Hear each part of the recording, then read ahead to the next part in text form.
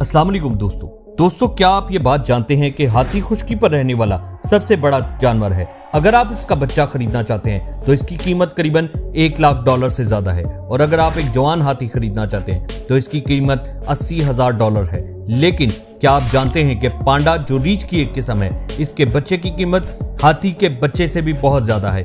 इसकी कीमत करीबन $6 लाख से स्टार्ट होती है और जवान पांडा की कीमत करीबन $2 मिलियन से भी ज्यादा है। और हैरत अंगेज बात यहाँ पर यह है कि ये भी इसकी असली कीमत नहीं है, क्योंकि आप पांडा को खरीद नहीं सकते, बल्कि आपको पांडा को रेंट पर लेना पड़ेगा, क्योंकि आप इसको खरीद नहीं सकते। इसकी खरीदो फरोख्त इलीगल है और क्राइम की मद में आती है।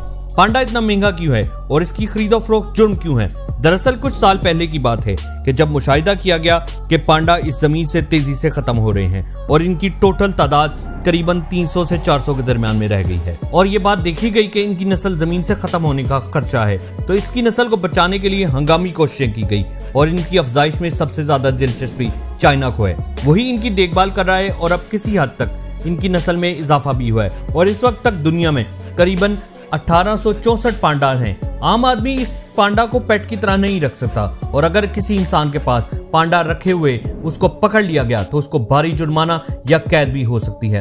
पांडा दूसरे मुल्कों को चाइना ही रेंट पर देता है, और पांडा के बारे में ये बात मशहूर है कि पांडा दिन में करीबन 12 घंटे तो सिर्फ सोता है और इनकी खुराक भी बेहद ज्यादा है, और पांडा दिन में तकरीबन 38 किलो बांस खा सकता है, और ज्यादा खाने की वजह से ये फुजला भी बेहद ज्यादा करता है, और इसको पालना इसी वजह से बेहद मुश्किल है। और दुनिया में कहीं भी अगर पांडा है तो वो चाइना की मलकियत समझे जाते हैं, और चाइना में इसको अमन की अलामत समझा जाता है।